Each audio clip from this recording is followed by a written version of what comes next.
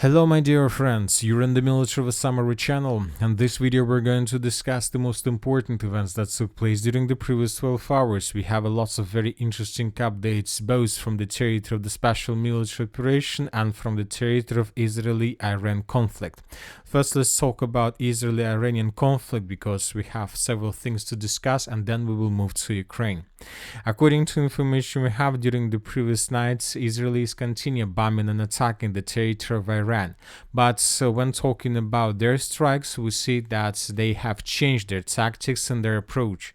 When talking about the first 2 days of this operation, the Israelis were trying to destroy as many as possible air defense positions, launching systems, nuclear facilities, military facilities, and places of laying off top Iranian authorities.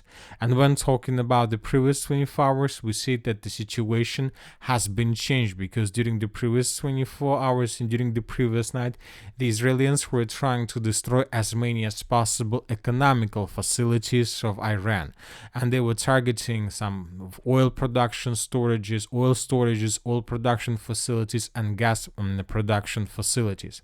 For example, according to information we have, gas production has been partially suspended on Iran's South Pars field following an Israeli attack on the site today, Iranian Tasnim news agency reported. You know that every single day we see that more and more sources are talking about high prices for oil, and some sources project that the price for oil will raise up to $300. And according to information we have, this situation can lead to completely unpredictable consequences, and the most important that most of the experts are saying that China will suffer most of all from this situation. We will discuss the role of China during the next several minutes. Another important thing that is, according to information we have, Israel tried to attack Sana'a, the capital of Yemen, and according to information we have, Abdul Malik al-Houthi, leader of the Yemeni Ansar Allah movement, was reportedly the target of an Israeli assassination strike in Yemen, but the sources are saying that he managed to survive. As for now, we don't have enough of proofs to confirm his death. At the same time, Iran counterattacked and attacked the territory of Israel. But if you remember, during the previous attacks, Iranians were trying to hit the city of Tel Aviv. And when talking about the previous night, the main number of explosions and attacks took place in the northern part of Israel on the territory of the settlement by the name of Haifa. And once again, the Israelis were trying to bring down Iranian missiles, but I believe that everybody saw lots of episodes how those missiles managed to destroy some buildings and to hit the ground. Another important thing that by the morning of the 15th of June of 2025, several casualties among civilians were reported.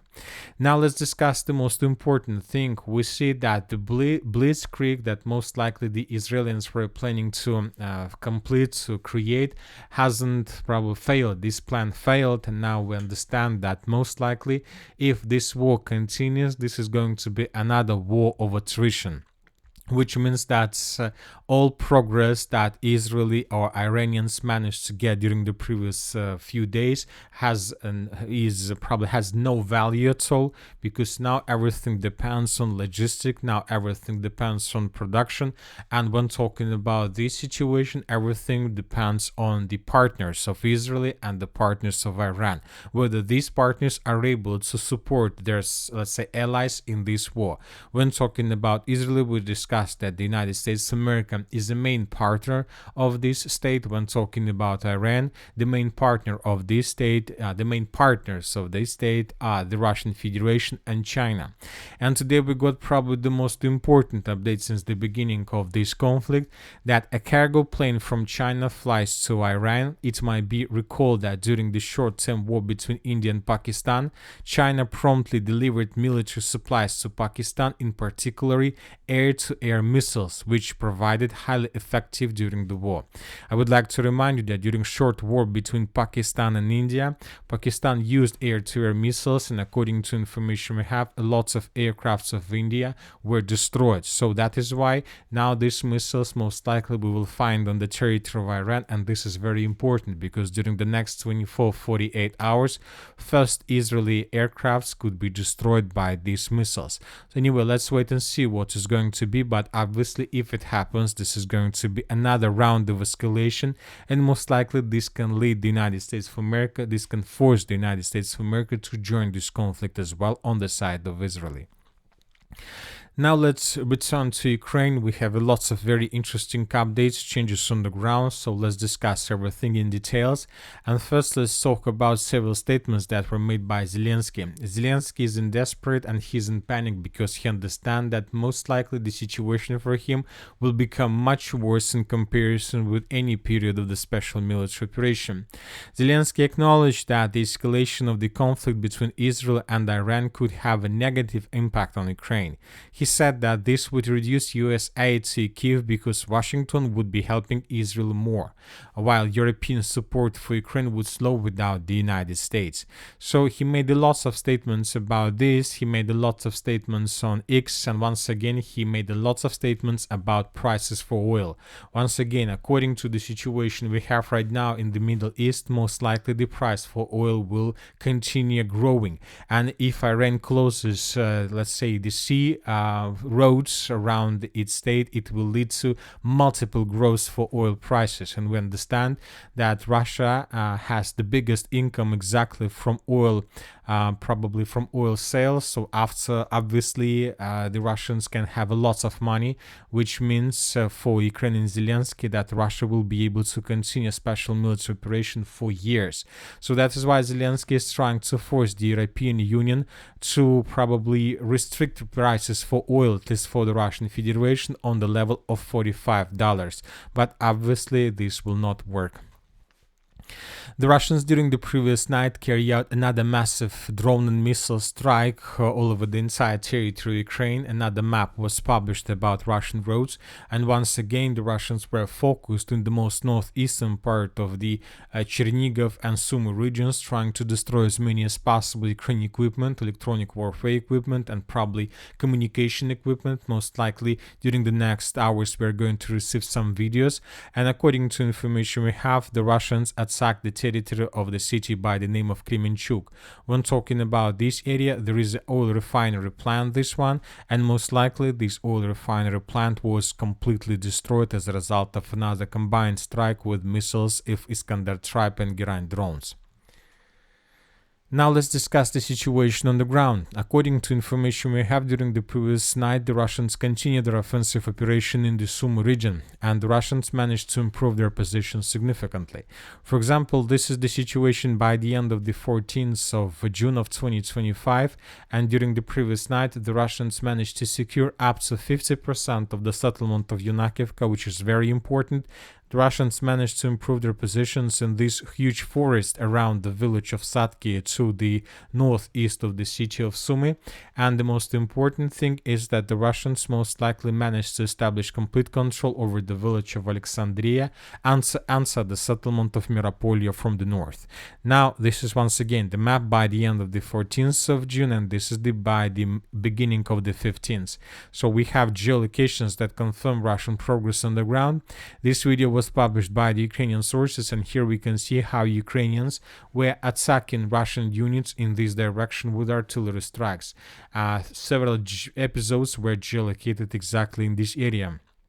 Furthermore, according to information we have, the Russians managed to secure these forests in the vicinity of Yunakivka. This information was confirmed both by neutral mappers and by pro-Russian resources. So as for now, the Russians are focused to establish complete control over the village by the name of Satki and over this forest belt around the village. This will allow the Russians to semi-encircle the rest of the Yunakivka and to force the Ukrainians to fall back. And with the fall of Yunakivka, we can say about complete, let's say about the end of the battle for the first defense layer. Now let's move further and let's discuss the situation in the Syria's direction. During the previous night, we got several changes on the ground. First of all, let's discuss updates that were published by pro-Ukrainian sources. According to them, the Russians just probably left the area of Bilogorovka in the western direction, just moved further a bit. So this is the situation, let's say, according to pro-Ukrainian sources. When talking about pro-Russian resources and according to neutral mappers, the Russians secured the village of Grigorovka completely. I would like to remind you that several days ago we got a video where we can see how Russians established their flag in the most western part of Grigorovka, and based on that video, most of the mappers adjusted their maps in Russian favor, and according to information we have, today the Russians finished the battle for this territory, and the Russians moved further in the western direction, and as I understand, the battle for Serebryanka is going to start in the very near future. Now let's move further and let's discuss the situation in the Konstantinovka direction, where the situation for the Ukrainians is getting worse and worse. First of all, let's talk about the Kliban-Byksky pockets. The Russians during the previous 24 hours improved their positions to the south of water reservoir, and the Russians, as you can see, managed to improve their positions in the direction of the settlement by the name of Katerinovka. Currently, the distance between edge Russian positions and the village itself is less than 2 kilometers. When talking about this straight line and when talking about distance to the support line to the west of the Katerinovka, the distance is less than 2.5 kilometers. So the news around Ukraine positions in this area is tightening, and we believe that currently we can call the situation in this area as operational encirclement, or about to let's say, all the Russians are about to create this operational encirclement. The Russians are attacking these Ukrainian positions from the northeast and from the southwest. At the same time, we have several changes on the ground in the western part of Yablunovka. Most likely during the previous days, the Ukrainians managed to organize or reorganize themselves, regroup themselves, and to counterattack Russian forces in this area. And as a result of counter-offensive operation, the Ukrainians managed to restore control in the most western part of the settlement. Based on this video that was published by the Russian unit, we have adjusted the map. So there were several strikes that were geolocated exactly in this area. So that is why we expect that the Russians were forced to fall back under the pressure of the armed forces of Ukraine. This is the situation by the end of the 14th of June, and this is the situation by the beginning of the 15th of June of 2025. Now let's move further. Let's discuss the situation in the Dnipropetrovsk direction, where the Russians continue their offensive operation. And according to information we have, the Russians managed to secure another dense network of fortifications to the north and the northwest of Alexeyevka. So let's compare the map. This is the situation by the end of the 14th of June.